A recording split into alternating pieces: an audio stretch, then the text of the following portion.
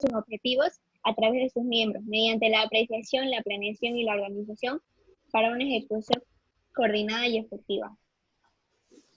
Ya, las 3 preguntas, ¿cuáles eran las 3 preguntas que yo les hice?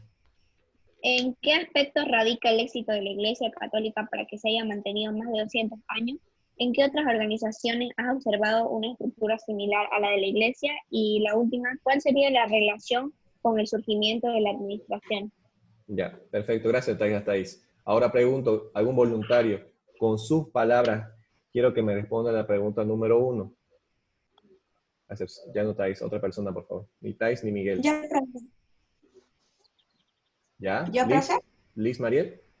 Eh, la- el éxito de la Iglesia Católica radica en su estructura y organización. Ya, perfecto. Así simple y puntual. Me gusta eso. Ya, perfecto, Liz Mariel. Entonces, Plantic dice que su éxito en su organización, como tiene, ¿verdad? En su planeación para llegar a sus objetivos, directo, así sencillo. ¿Ya? Pregunta número 2. ¿Qué otra organización similar a la iglesia? ¿Alguien puede responder?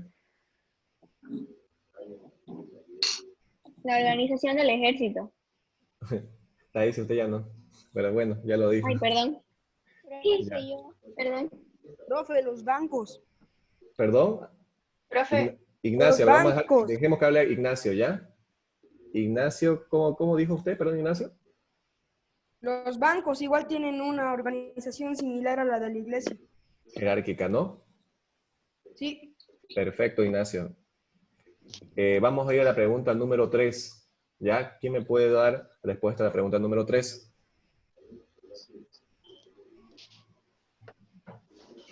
A excepción de Miguel, Thais, Liz y Ignacio. ¿Nadie más hizo la tarea? Tengo hartas tareas ahí. Profe, Ay, no. Educarse, a ver. Educarse, a ver.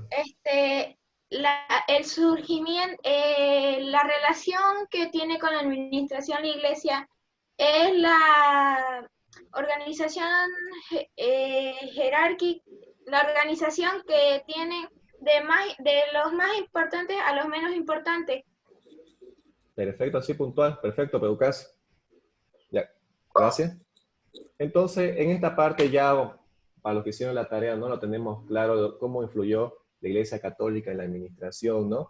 Y cómo hay diferentes organizaciones que tienen esta similitud, como ser más que todo resalta la organización militar, que es la organización jerárquica, ¿no? Al igual que la Iglesia Católica tienen una cabeza, ¿no? La Iglesia Católica tienen al Papa, ¿no? Como máxima autoridad, ¿no? Y la organización militar tienen como máxima autoridad al presidente, por si acaso jóvenes, al presidente, y después vienen los generales.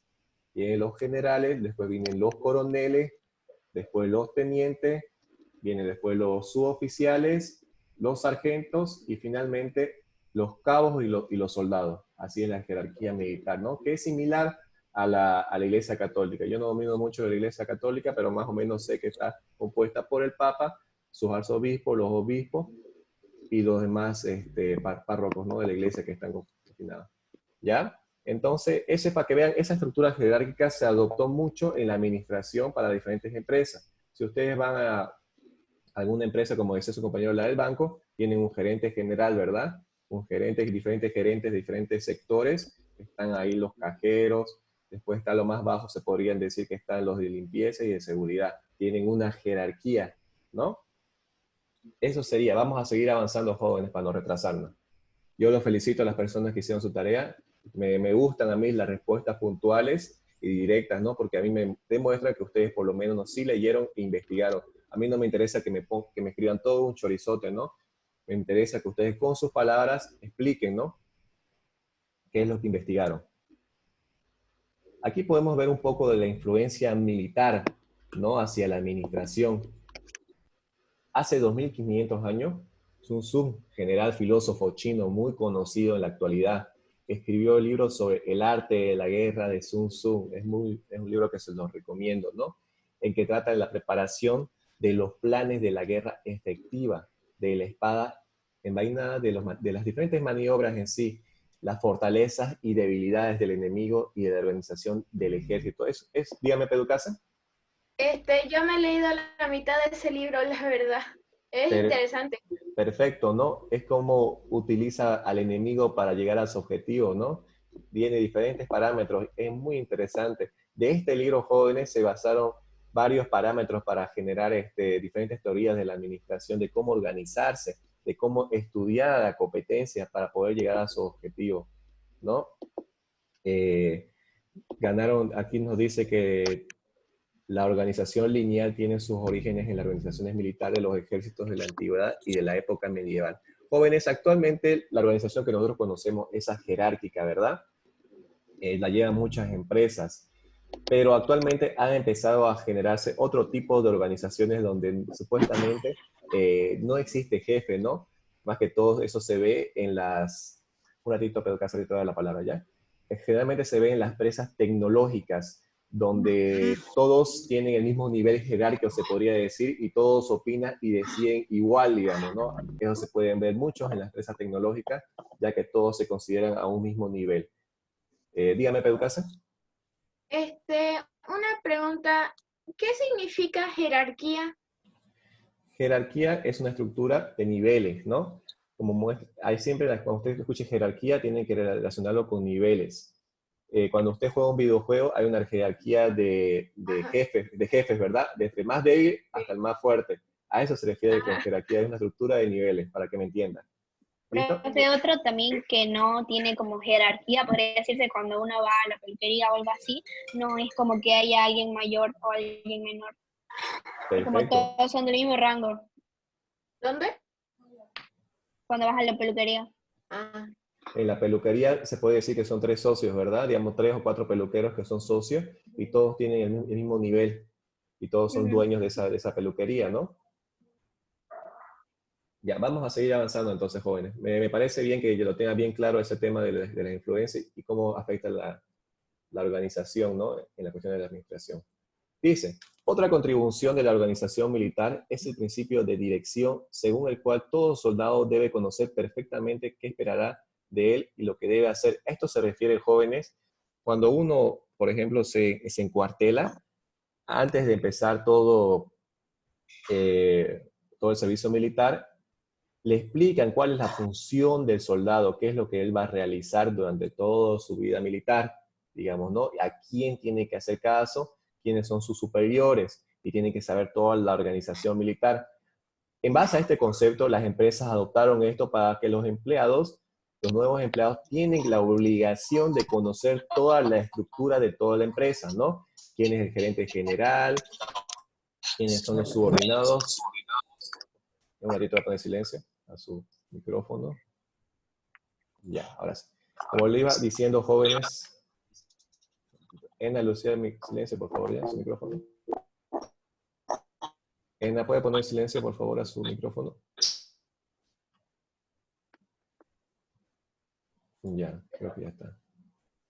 Ya, perfecto. Como le iba diciendo, jóvenes, las empresas adoptaron este concepto con sus empleados para conocer, para que el empleado conozca toda la estructura de la empresa, para que ellos saber a quién van a hacer caso, ¿no? Y y cuáles son sus funciones en las empresas. ¿Listo? Dice, ni siquiera Napoleón Bonaparte, ¿no? Me imagino que han escuchado de él, ¿no? Un general, ¿no? De la historia militar francesa.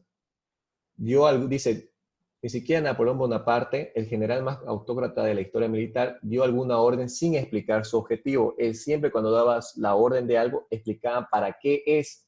Es irresponsable como yo como jefe de una empresa que empieza a dar órdenes sin explicar cuál es el objetivo por cuál va a realizar ese trabajo. Si yo soy el gerente de una constructora, ¿ya?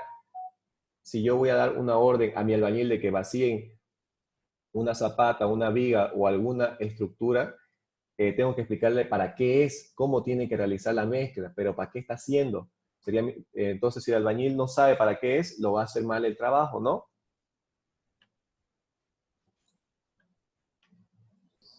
Ahora vamos a entrar un poco sobre la revolución industrial. Dice que con la invención de la máquina de vapor por James Watt y posterior aplicación en la producción surgió una nueva concepción del trabajo que modificó por completo las estructuras sociales y comerciales de la época y originó rápidos y profundos cambios económicos, políticos, sociales en el lapso de un siglo, mucho mayores a lo ocurrido en el anterior, ¿ya? Entonces, quiero que repasemos esto un poco. Cuando hablamos de revolución industrial, ustedes lo primero que se les tiene que venir a la cabeza es la aparición de las máquinas a vapor. ¿Cuáles son estas? Pues un ejemplo claro es el tren, ¿no? En ese entonces funcionaban con vapor. Cuando escuchen revolución industrial, ustedes se les mete a la cabeza máquinas a vapor, ¿ya? Porque fue un gran salto donde empezaron a reemplazar a diferentes personas, ¿no?, en sus trabajos. La llamada revolución industrial que inició en Inglaterra puede dividirse en épocas distintas, ¿ya? En la primera revolución industrial o revolución del carbón y el hierro, y la segunda revolución o revolución del acero y la electricidad.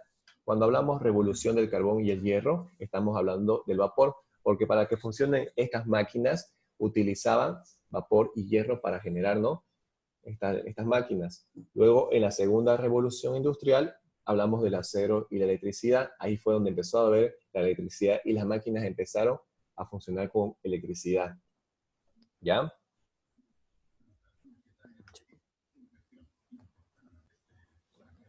Aquí podemos ver la primera fase.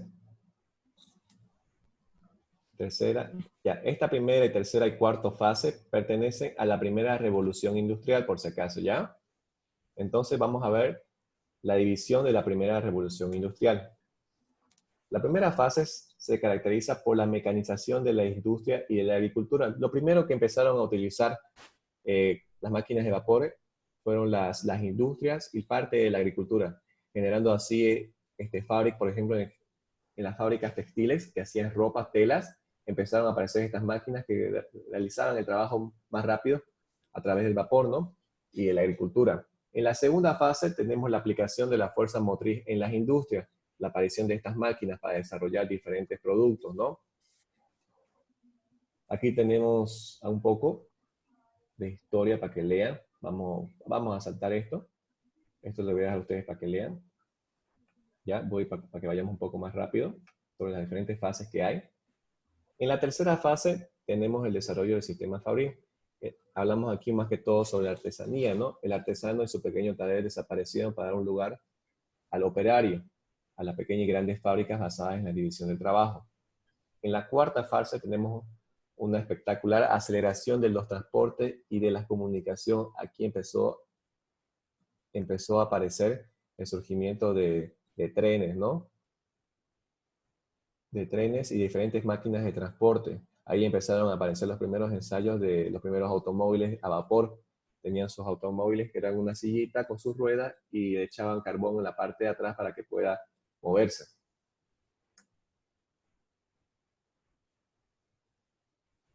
Ahora entramos aquí a la segunda revolución industrial, que fue a partir del año 1860.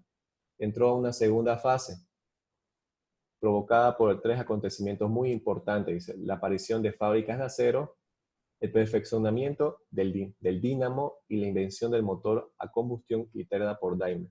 Cuando hablamos de dínamo, no sé si alguno tiene bicicleta. En su bicicleta hay algunas personas que colocan como una lamparita en la parte de adelante, cosa que mientras yo voy pedaleando genero electricidad y genero luz. Ese aparatito se llama dínamo, ¿no?, que va relacionado a la electricidad. Ahora, ¿qué nos dice acá? La segunda revolución industrial se caracteriza por lo siguiente: sustitución del hierro por el acero, porque el hierro es más fuerte, ¿no? Sustitución del vapor por la electricidad. Entonces, en conclusión podemos ver lo siguiente, ¿no? Cuando hablamos de la primera parte de la revolución industrial, estamos hablando de máquinas a vapor, ¿verdad? Y cuando estamos hablando de la segunda revolución industrial, hablamos ya de electricidad. Empezamos a hablar de la utilización del petróleo para generar combustible. Empezamos a hablar del crecimiento de las industrias por la ciencia. Por favor, dejen de rayar el pizarrón ya. Cuando ustedes agarran su celular en la conferencia y empiezan a poner su dedo, me lo están rayando en la pantalla, ¿ya? Por favor, no jueguen con eso, ¿ya? Ya hablamos entonces sobre la revolución industrial, ahora vamos a hablar sobre la influencia de economistas. A partir del siglo XVII se desarrollaron varias teorías de la economía centradas en la explicación de los fenómenos empresariales y basado en datos empíricos, es decir, la experiencia cotidiana y las tradiciones del comercio en esa época. Entonces, jóvenes, ya más o menos en el siglo XVII, varios economistas empezaron a recolectar diferentes informaciones, datos para la toma de decisiones en las empresas. Por ejemplo, ya empezaron a analizar, ¿no? Si ellos veían, ¿no? Bueno, veían si teníamos tanta venta en el mes de enero, entonces, según los datos recopilados, ¿cómo podemos aumentar nuestras ventas? Y para saber eso, necesitaban primero recopilar toda esa información, ¿ya? Y empezaron a organizarse, a anotar todas sus ventas. Todo eso empezó en el siglo XVII, ¿ya? Entonces, jóvenes, hasta ahí vamos a quedar por hoy día, ya hasta las influencias de los economistas liberales, y más adelante voy explicando un poco sobre estos economistas, ¿ya? Por esta semana no les voy a dar tarea en Google Classroom porque la verdad que todavía los profesores les tienen encargado varias tareas, como he visto, ¿no? Me estaban comentando que... Un ratito.